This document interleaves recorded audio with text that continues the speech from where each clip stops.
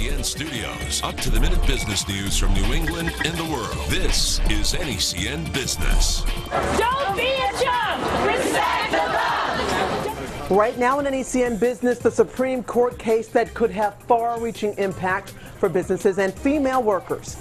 Our top story tonight, a case with broad impacts on women's rights today at the U.S. Supreme Court. Good evening, everyone. Welcome to NECN Business. I'm LaToya Edwards. And I'm Mike Nikitas. The question before the justices is, does federal law require an employer on jobs that include heavy lifting to temporarily give light duty to women workers who are pregnant? Or can those women be forced to quit, essentially?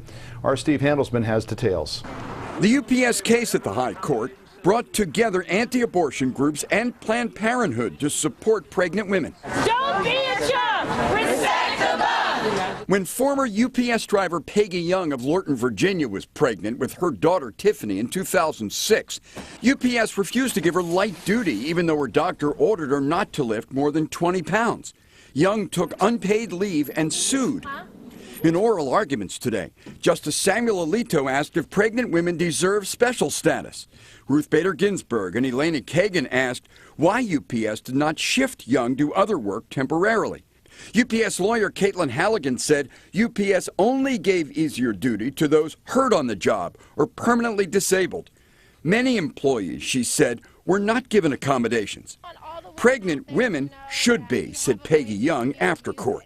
We want to start our families. We should be able to start our families and continue work at the same time. Her lawyers cite the 1978 Federal Pregnancy Discrimination Act. And it was to prohibit stuff like this. So I'm very hopeful. But Peggy Young figures she's won her 8-year fight. I just want all the women out there to know that you have a voice and you need to use it. Court could rule by late June. But UPS is already changing its policy. Starting next year, pregnant UPS employees will be able to stay at work on light duty. At the U.S. Supreme Court, I'm Steve Handelsman, NECN. And for a closer look at the case in front of the Supreme Court and its potential impacts, we turn to Amber Elias. She is an attorney with the law firm Fisher & Phillips. Hello, Amber. Hi, LaToya. How are you doing? I'm great. So we appreciate you being here tonight. There are two groups watching this case very closely here in New England, employers and female employees who are or may become pregnant. Now let's break it down one at a time how this case could impact them. First, employers. How do you see this, Amber?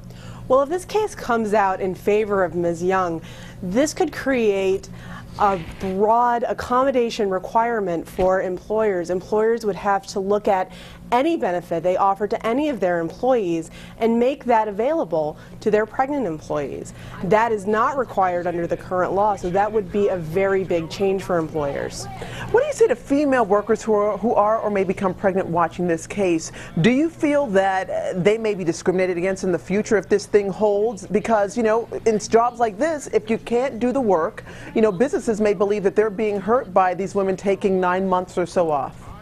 Well, there's nothing in place right now that would suggest that pregnant women are entitled to take 9 months off. The question in this case is whether policies that are put in place that allow certain classes of employees to have restricted duty and certain other classes of employees not to have restricted duty, if those policies do not explicitly reference pregnancy, are they discrimination? And there are already laws in place that protect women who have some sort of complication with their pregnancy. That would be protected under the Americans with Disabilities Act.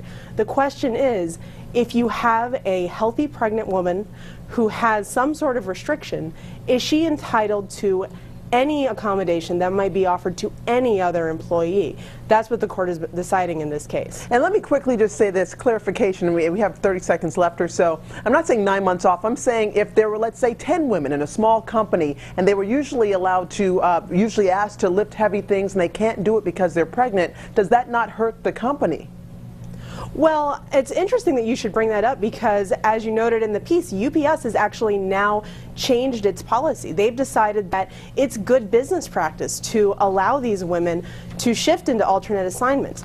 So the question is not whether this is a good idea for business. A lot of businesses do this. The question is whether or not it is discrimination under the law as it's currently written. Attorney Amber Elias with the law firm Fisher & Phillips. We appreciate you giving us your expertise. Thanks for being here. Thank you so much.